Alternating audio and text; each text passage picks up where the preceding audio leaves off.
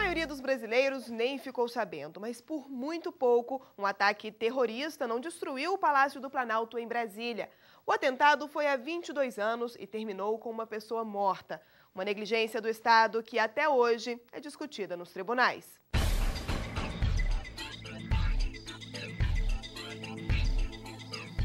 Uma pessoa entrar num avião com uma arma e entrar munido de 99 balas dentro de uma mochila, isso não passar desapercebido é um absurdo.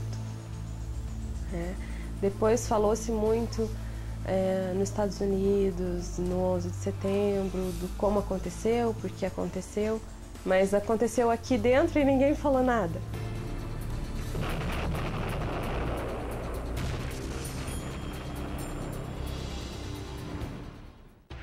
No dia 29 de setembro de 1988, o Brasil viveu uma tragédia que por pouco não teve o mesmo desfecho do ataque terrorista em Nova York. O saldo de uma vítima fatal foi mérito do piloto Fernando Murilo de Lima e Silva. O avião VP-375 da VASP fazia a rota Porto Velho-Rio de Janeiro, com escalas em Cuiabá, Brasília, Goiânia e Belo Horizonte. Na capital mineira, um homem armado embarcou e anunciou o sequestro. O maranhense Raimundo Nonato queria retornar a Brasília e arremessar a aeronave contra o Palácio do Planalto. Ele estava revoltado com o presidente da época, que era o Sarney, e queria jogar o avião em cima do Palácio do Planalto para matar o Sarney, que era o causador dos problemas dele. Então ele entrou no voo como um passageiro comum, ficou quietinho até em um determinado ponto da viagem. Ele foi até a cabine de comando, direto. Quando ele sacou a arma com as balas e começou a atirar, atirou contra o comissário, contra a porta do cockpit e entrou e começou o sequestro. Ele não conseguiu, graças ao comandante Murilo, porque logo que ele entrou na cabine, houve o contato com a torre no sinal de sequestro. Como nunca houve um sequestro de avião comercial no Brasil, a torre não entendeu o sinal e entrou em contato com a aeronave e meu pai foi pegar o câmbio, o rádio, para responder e ele já tomou de cara um tiro na cabeça. O pai de Wendy era o copiloto Salvador Evangelista. Ele morreu na hora, aos 34 anos. O comandante Fernando Murilo levou um tiro na perna, mas mesmo com uma arma apontada para a cabeça e o corpo do amigo ao lado, o piloto teve habilidade e calma para conduzir a situação. Murilo teve que pilotar quase sem combustível, fazendo acrobacias típicas de avião de caça e inéditas em um Boeing. Uma manobra chamada tunô fez o avião girar sobre o próprio eixo, e outra, conhecida como parafuso, mergulhou a aeronave numa espiral descendente. Foi assim que ele conseguiu neutralizar o sequestrador e pousar a aeronave em Goiânia, onde a Polícia Federal assumiu o controle da operação. Eles ficaram durante algum tempo sobrevoando Brasília, ele encontrou as nuvens e disse que não dava para achar o Palácio do Planalto porque estava encoberto. O criminoso foi ferido e morreu dias depois. Wendy, que na época tinha 8 anos, ficou sem o pai. Um vazio que até hoje ela tenta superar.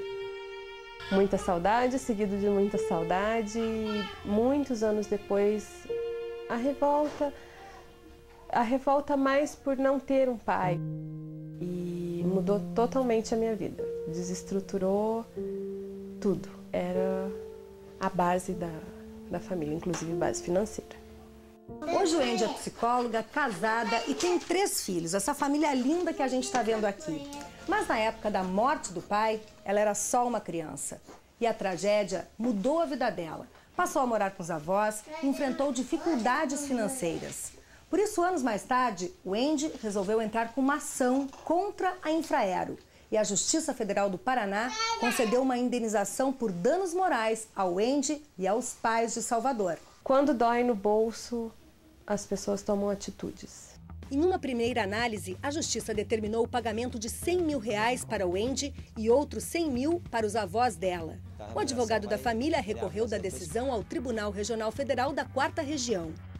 Entendemos que o sofrimento nesse aspecto aqui, o valor tem que ser maior. Pela questão de como foi o assassinato do copiloto, a questão da omissão do Estado, que foi, na verdade, nesse aspecto de segurança não existiu, né?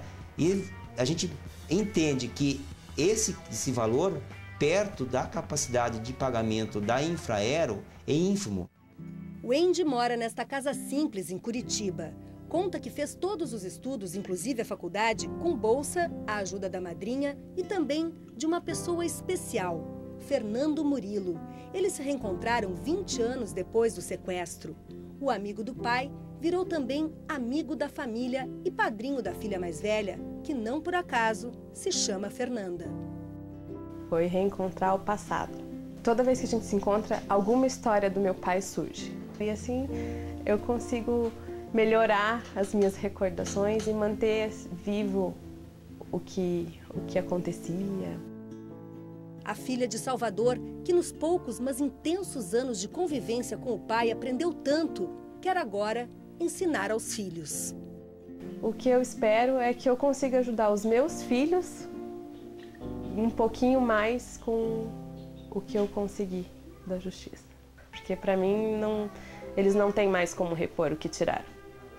São 20 anos sem pai que não vão voltar.